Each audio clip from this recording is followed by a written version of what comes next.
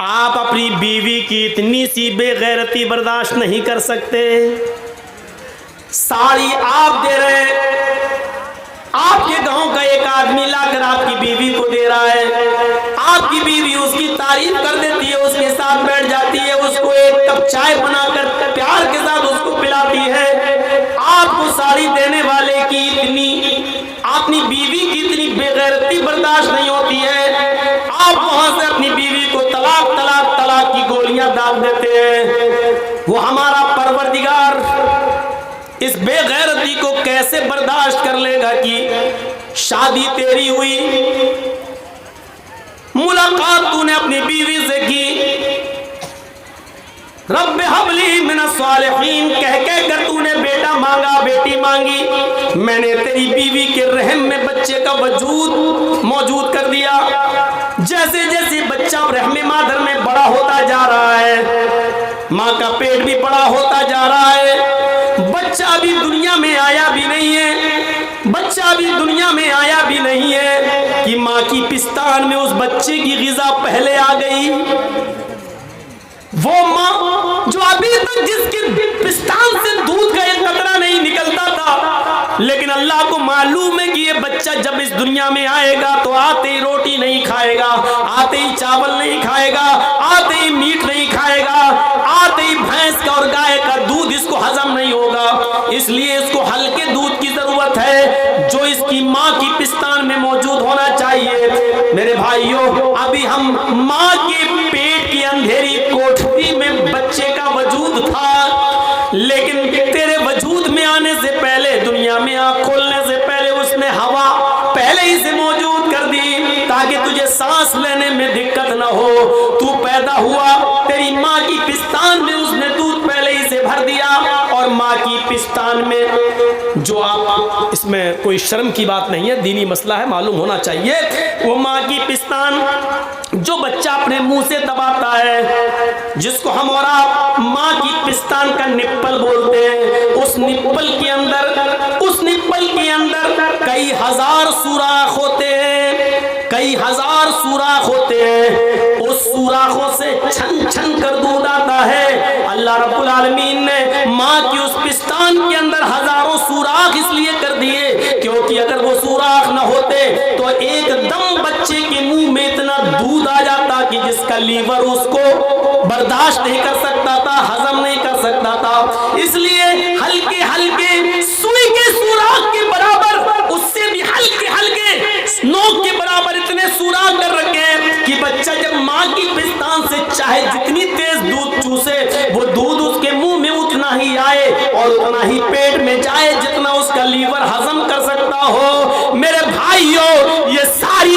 कुदरत की कारीगरी है, कुदरत की कारीगरी। अयहसबुल इंसानु अन युतरका सुदा अलम यकुन नुतफतम मिन मनी युमना थुम्मा काना अलकतन फखलक फसव्वा फजअल मिनहु ज़ौजैनि ज़कर वल उन्सा। तू अपने माँ के पेट के अंदर था, तेरी माँ खाना खा रही थी, अल्लाह तेरी माँ के पेट के अंदर तेरे पैर बना रहा था, तेरी माँ पानी पी रही थी, अल्लाह ताला तेरी माँ के पेट के अंदर तेरा हाथ बना रहा था, तेरी माँ चूल्हे पर चावल पका रही थी, अल्लाह तेरी माँ के पेट के अंदर तेरी आंखें बना रहा था, तेरी माँ सो रही थी, करवटें बदल रही थी, और अल्लाह ताला तेरी माँ के पेट के अंदर तेरा दिल बना रहा था, तेरा हार्ट बना रहा था। अल्लाह रब्बुल आलमीन कहता है फखलक फसव्वा, हमने बना सवा कर दुरुस्त भी कर दिया। वो टॉर्च जो तुम जमीन पे मारते हो तो उसकी रोशनी 100 मीटर से दूर नहीं जाती है, 200 मीटर से दूर नहीं जाती है, चाहे कितनी तेज स्पीड की टॉर्च हो, 1 किलोमीटर 2 किलोमीटर से ज्यादा उसकी रोशनी नहीं जाती है। अल्लाह ने तुम्हारे दिमाग में, तुम्हारे भेजे में, तुम्हारे मस्तिष्क में हजारों तारों का कनेक्शन डाला और तुम्हें 2 चमकते हुए ट्यूबलाइट, तुम्हें टॉर्च दे दी, आंखें दे दी, जिसमें 1 सेकंड के अंदर 9 करोड़ 30 लाख मील की ऊंचाई पर चमकने वाले सूरज को देख लेती हैं, 2,40,000 मील की ऊंचाई पर लटके हुए चांद को देख लेती है। मेरे भाइयों, वो अल्लाह ये कैसे बर्दाश्त करेगा, उसकी गैरत ये कैसे गवारा रहमे मादर में मैं करूं, माँ की पिस्तान में दूध के सुराख में पैदा करूं, बच्चे के लीवर को हजम करने वाला दूध मैं दूं, बच्चा दुनिया में आए उसके लिए रोशनी सूरज की शक्ल में मैं दूं, उसके लिए ऑक्सीजन हवा की शक्ल में मैं दूं। लेकिन जब बच्चा दुनिया में वजूद में आ जाए तो कह दो ये बरेली वाले ने दिया है, ये कछोचा वाले ने दिया है, ये फुलवारी वाले ने दिया है, ये बाबा की करामत है, ये बाबा का दिया हुआ है। मेरे भाइयों, आप अपनी बीवी की इतनी सी गैरत बर्दाश्त बेगैरती बर्दाश्त नहीं कर सकते हैं तो अल्लाह ताला ये कैसे बर्दाश्त करेगा? सब कुछ करूं मैं, तू मैं रहमे मादर में पानी के कतरे से लेकर 2.5 किलो का 3 किलो का बच्चा मैं बनाऊं अपनी कारीगरी, और जब पैदा हो जाए तो उस पर टाइटल दूसरे का लगाया जाए, गैर का लगाया जाए। मेरे भाइयों, ये बिल्कुल अल्लाह रब्बुल आलमीन इस बेगैरती को बर्दाश्त नहीं करेगा। इसीलिए फरमाया, लोगों मेरे पास गुनाहों का समंदर भी लेकर आओगे तो मैं माफ कर दूंगा, लेकिन शिर्क लेकर आओगे तो मैं माफ नहीं करूंगा। शिर्क करने वालों को डायरेक्ट मैं जहन्नम के अंदर डाल दूंगा, क्योंकि मुशरिक ने मेरे मुकाबले में दूसरा खुदा बना लिया था, मुशरिक ने मेरे मुकाबले में दूसरे को अपना लिया था, मुशरिक ने मेरी ताकत के बराबर दूसरे में ताकत तस्वुर कर ली थी। मैं बेटा बेटी देने वाला हूं, मुशरिक ने यही ताकत दूसरे के अंदर भी मान ली थी। इसलिए मैं इसको कभी नहीं बख्शूंगा, कभी नहीं जन्नत में जाने दूंगा, इसको हमेशा जहन्नम में ही जलाऊंगा। मेरे प्यारे साथियों, अल्लाह रब्बुल आलमीन शिर्क बर्दाश्त नहीं करता। हमें सोचना है, ये गौर करना है, ये मजहब अल्लाह ने हमें दिया है, शीतल छाया में आओ इसके। इसलिए दुनिया की हर किताब पढ़ जाइए आप, तौहीद कहीं खत्म नहीं हुई है, तौहीद कहीं खत्म नहीं हुई है। बाइबल पढ़ो, there is no god but God is only one, एक ही है दूसरा नहीं है। देयर इज नो गॉड, कोई खुदा नहीं है, बट है ओनली वन, एक ही अल्लाह दूसरा नहीं है ही नहीं कोई। तौरात पढ़ो, यहूदियों की किताब तौरात पढ़ो। मूसा अलैहिस्सलातो वस्सलाम एक जंगल में जा रहे हैं और एक बुजुर्ग को देखते हैं कि वो अल्लाह की इबादत में लगा है। मूसा अलैहिस्सलाम ने पूछा, कब से अल्लाह की इबादत कर रहे हो? कहने लगा, जब से होश संभाला। कहा, क्या तमन्ना है? उसने कहा, मेरी तमन्ना यह है कि मेरी मुलाकात मूसा अलैहिस्सलाम से हो जाए। मूसा अलैहिस्सलाम हंसकर कहने लगे, मैं ही मूसा हूँ। उसने कहा, किताब दिखाओ तौरात। मूसा ने किताब दिखलाई, वो ईमान ले आया, फिर इबादत में लग गया। मूसा अलैहिस्सलाम ने कहा, तुम जंगल में अल्लाह की इबादत में लगे हुए हो, मुझे कोई काम बताओ, तुम्हारे लिए कोई जरूरत हो तो। कहने लगा मूसा, 2-3 दिन से कोई खाना लेकर नहीं आया, चलो बगैर खाने के तो मैं जिंदा रह लूंगा, लेकिन प्यास बहुत लग रही है। मेरे लिए कोई पानी लाया करता था, आज वो पानी भी नहीं आया। आए मूसा, तुझे कहीं पानी मिल जाए तो ले आ।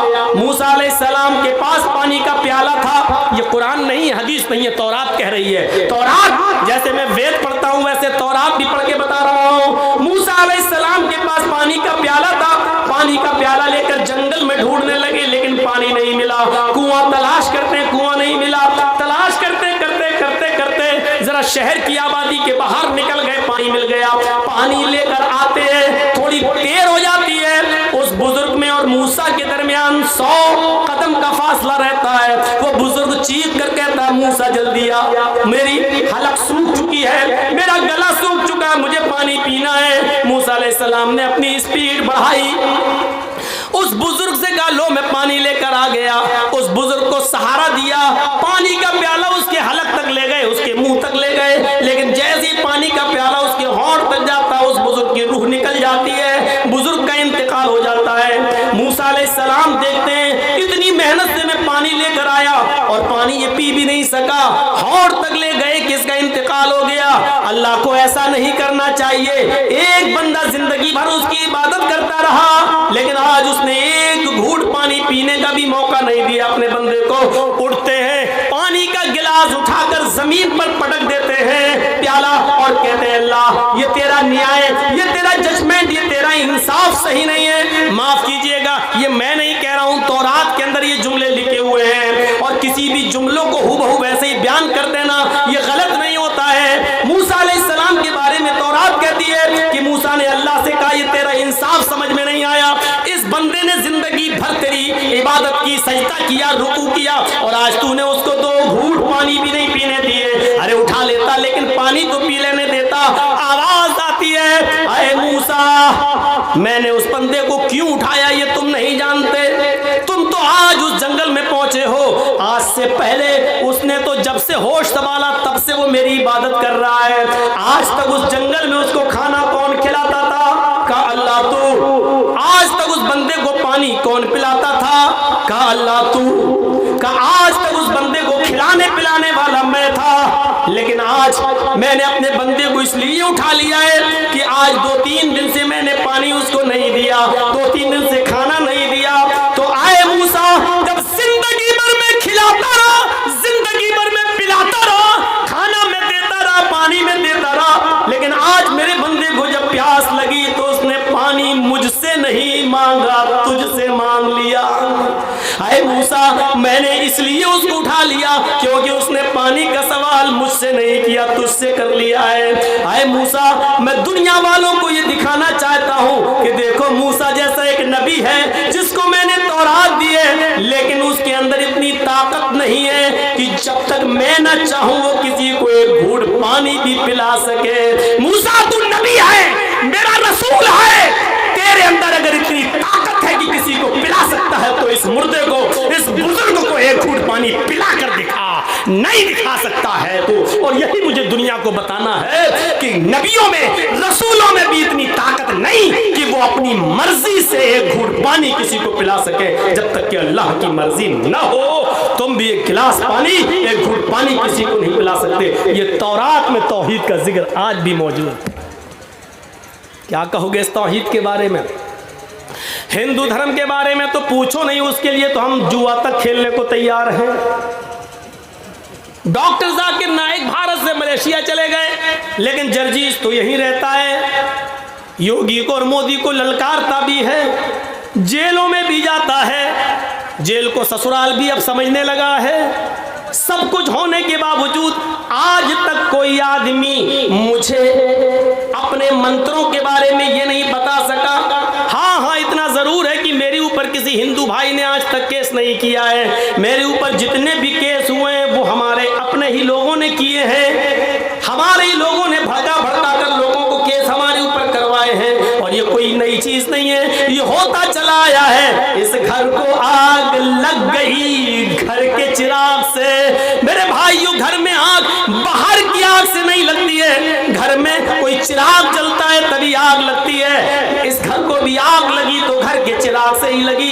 गैर मुस्लिमों के खिलाफ मैं बोला, लेकिन गैर मुस्लिमों ने उसको अपनी अच्छाई समझकर कबूल कर लिया कि बात तो सही कर रहा है। आज तक किसी पंडित ने केस नहीं किया, केस किया तो हमारे भाइयों ने किया है। कोई बात नहीं, तुम शौक से अभी भी आजाद हो, जो चाहो करो, हम भी तुम्हें अब रोकते नहीं है, इसलिए कि किसी केस में आज तक मुझे सजा नहीं सुनाई गई है। हर केस में मैं बाइज्जत बरी होकर निकला हूँ, या तो खत्म हुआ है या कोर्ट से बाइज्जत बरी होने का फैसला मेरे हक में सुनाया गया है।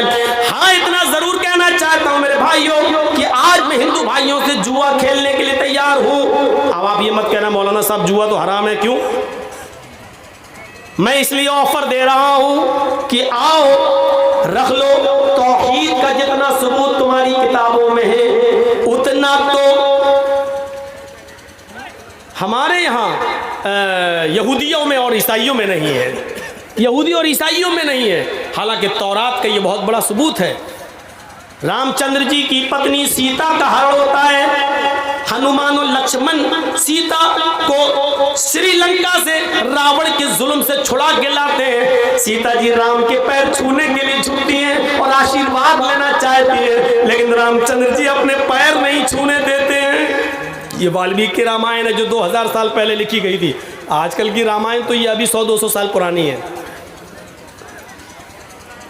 उसमें राम को भगवान ही नहीं माना गया। जो वाल्मीकि जी की रामायण है, असली रामायण वो है, उसमें राम को भगवान ही नहीं माना गया और राम को भारत में पैदा भी नहीं माना गया। उसमें साफ लिखा है रामचंद्र जी ने अपनी पत्नी सीता को पैर नहीं छूने दिए, उठा लिया और सीता को ललकारते हुए कहा ये क्या पाप कर रही हो? कहा नहीं मैं आपको प्रणाम कर रही हूँ, आपको पैर छू रही हूँ। रामचंद्र जी ने कहा राम रामाय नमः, राम रामाय सत्यम, हाय सीता मैं तेरा राम हूँ लेकिन तेरे राम का राम है ऊपर वाला, है सीता मैं तेरा राम हूँ लेकिन तेरे राम का राम तो ऊपर वाला है सीता तू अपने राम को प्रणाम मत कर बल्कि उस राम के सामने झुक जो तेरे राम का राम है, उस राम को प्रणाम कर जो तेरे राम का राम है। यही तो कहा गया है योगी युज्जित सतत महात्मानं रहस्य स्थित एकाकी अच्युताति मन निराशीर परिग्रह। श्रीमद् भागवत गीता अध्याय 6 मंत्र नंबर 10। योगी युज यूपी वाला नहीं, ये योगी नहीं है, ये ढोंगी है, फर्क समझिएगा। योगी कहा गया है, ढोंगी नहीं कहा गया। जब ढोंगी कहा जाए तो इसको समझना। योगी उज्जित सततमात्मानं रहस्य स्थिता, जब ईश्वर की पूजा करने जाओ तो योगी बन जाओ, यानी पूरे शरीर की एक्सरसाइज, पूरे शरीर की एक्सरसाइज हो जाए, पूरे शरीर को झुका लो। पूरे शरीर की एक्सरसाइज सिर्फ नमाज में होती है, किसी इबादत में नहीं होती। आप देख लीजिए, मंदिर में जाइए, हिंदू लोग क्या करते हैं, ओ बस पूरे शरीर की एक्सरसाइज नहीं है। अब तो ये भी नहीं हो रहा है, मोटरसाइकिल पे जा रहा आप, सामने हनुमान जी की मूर्ति ढाई 10 किलो की खोपड़ी बढ़ गया। अब तो कोई उतरकर हाथ भी जोड़ना गवारा नहीं कर रहा है। हिंदू भाई अगर हो तो बुरा ना माने, ये रियलिटी है, ये सच्चाई है, वास्तविकता है। मोटरसाइकिल पे जा रहे हूँ, नई बीवी बैठी हुई है, हनुमान की आगे बढ़ गया, ना कोई वुजू, ना कोई हाथ पैर धोना, ना कुछ नहीं, बढ़ गया। ये रियलिटी है। मोटरसाइकिल भी नई है, उतरना भी नहीं चाह रहा, और नई है भी इसलिए कि वो भिख मंगनी है। भिख मंगनी गाड़ी समझते हो ना? अरे जो लड़की के बाप ने अपने दामाद को इंटरनेशनल भिखारी समझ के खैरात में दी है, उसको मैं बोल रहा हूँ, उस बाइक को। जितने लोगों ने अपने ससुर से जो ली है मांग मांग के, जो मोटरसाइकिल है, ये सब इंटरनेशनल फकीर हैं, इंटरनेशनल भिखारी हैं ये लोग। और अब जो मांगेंगे वो और बड़े होंगे, क्योंकि जानने के बाद मांग रहे हैं। तो इंटरनेशनल भिखारी अपनी बीवी को बिठाया, जा रहा हूँ, लेकर 10 किलो खोपड़ी बढ़ गया। अब तो ये भी नहीं हो रहा है। पूरे शरीर की एक्सरसाइज सिर्फ नमाज में होती है। देखिए, अल्लाह अकबर, ये पॉजिटिव रेजेस दौड़ रहे हैं, पॉजिटिव।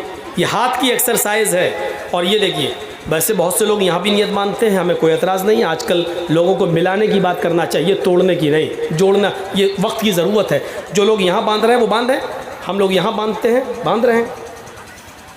अब यहाँ जो हाथ बांधे जाते हैं तो उसमें वज़न है,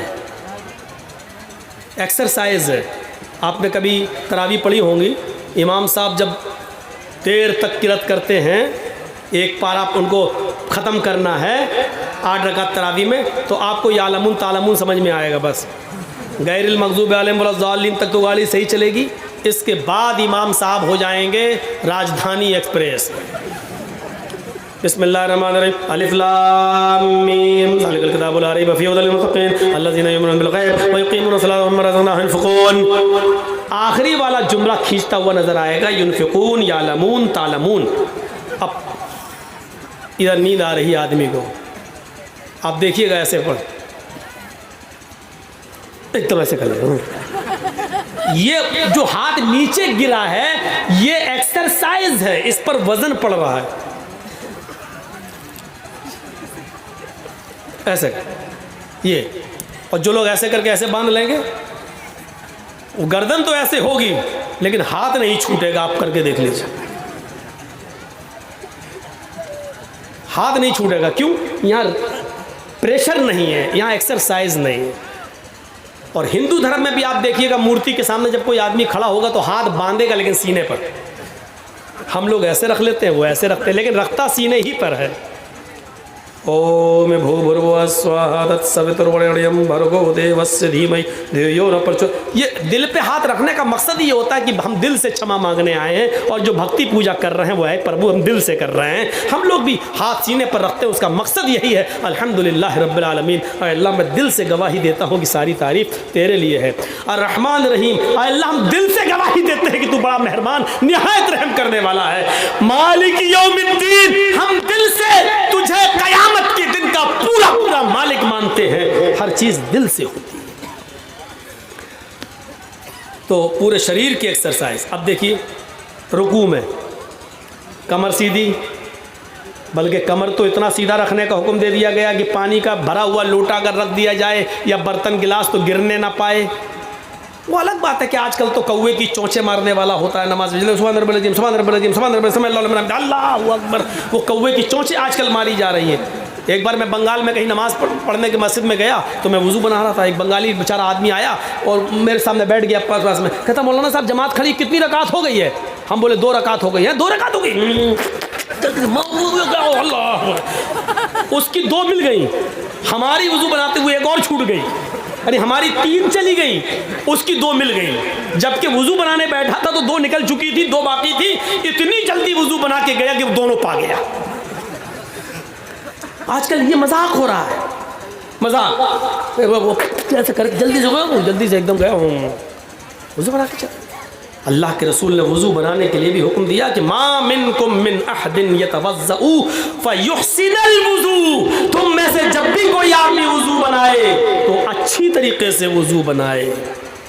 अच्छी तरीके से वुज़ू ये होता है दाहिने हाथ की उंगली बाएं हाथ में और बाएं हाथ की उंगली दाएं हाथ में, ये खलाल हो, ऐसे हाथ धुलना ये हो, फिर ये और फिर जब आप कुल्ला करें और नाक में पानी डालें तो एक ही चुल्लू पानी में आधा मुंह में ले जाएं और आधा नाक में, ऐसे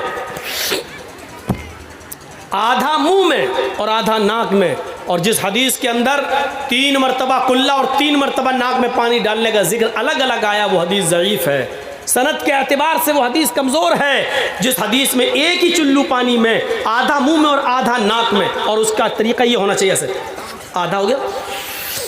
अब दाहिने हाथ की उंगलियों से दांत रगड़ो और बाएं हाथ का अंगूठा और ये उंगली नाक में डाल के ऐसे करो, और फिर इस अंगूठे से ये पकड़ो कस के।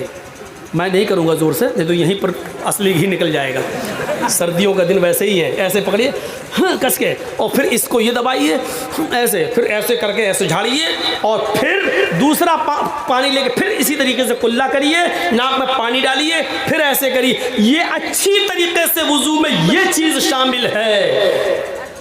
मैं समझता हूँ कि 95% आदमी सही वुज़ू नहीं बना रहा है।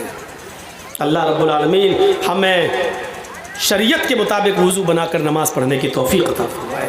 तो मेरे भाइयों, बात आगे निकल गई। योग योजित सतत महात्मानम रहस्य था, पूरे शरीर का योग, पूरे शरीर की एक्सरसाइज हो जाए। अब देखिए रुकू में बिल्कुल पानी का बर्तन गिरना ना पाए, समय अल्लाह लिमन हमीदा, फिर अल्लाहु अकबर कहकर सजदे में जाइए। आप जब सजदे में जाएंगे तो आप जब सजदे में सर रखेंगे तो ब्लड का सर्कुलेशन पैर में नसों के द्वारा आते आते आपके हार्ट और गर्दन से होते हुए पूरा ब्लड का सर्कुलेशन आपके दिमाग में पहुंच जाएगा।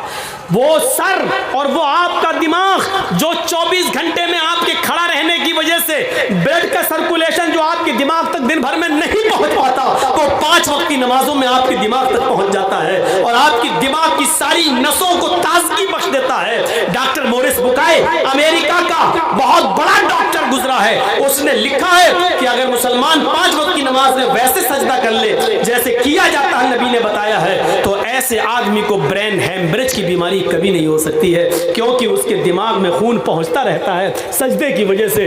कितनी बड़ी मेडिकल साइंस है नमाज के अंदर। अगर आप नमाज को उसके तरीके पर पढ़ना शुरू कर दें तो अल्लाह की कसम बाबा रामदेव की सिखाई हुई एक्सरसाइज की जरूरत ही नहीं पड़ेगी। बाबा रामदेव ने खुद एक जलसे में एक अपने हिंदू महासभा में कहा था कि नमाज खुद एक एक्सरसाइज है और मुसलमान अगर इस नमाज को पढ़ ले तो ये पूरी एक एक्सरसाइज है। भाई एक ज़रूरी ऐलान ये है कि मौलाना अजीज़ुर रहमान साहब जो ख़तीब थे, उनका फ़र्जंद गायब है इसलिए ऐलान किया जाए ताकि स्टेज के करीब आ जाए। उनका बेटा गायब है, यहीं तो गायब हुआ है। हाँ, थोड़ा सा आप कर दीजिए और बंगाली में भी करिए ताकि सबको বাংলা में भी बोलिए। মৌলানা আজিজুর রহমান বুখারী সাহেব ওনার একটা ছেলে হারিয়ে গেছে, ছেলের নাম হলো শফিউর রহমান। বক্তা মৌলানা আজিজুর রহমানের ছেলে শফিউর রহমান হারিয়ে গেছে। যদি কেউ পেয়ে থাকে কিংবা কারো জানা থাকে তো স্কুলের কাছে নিয়ে আসবে। तो मेरे भाइयों, मैं अर्ज कर रहा था कि पूरे सर्कुलेशन दिमाग तक पहुंच जाता। कितनी बाबा रामदेव ने एक तकरीर में भाषण में यही कहा था कि नमाज बेस्ट एक्सरसाइज है, बेस्ट एक्सरसाइज। तो नमाज पढ़िए, पूरे शरीर की एक्सरसाइज नमाज के अंदर होती है। योगी जी सतत महात्मानम रहा से था, एक भी वक्त की मत छोड़िए वरना धर्म से हट जाओगे।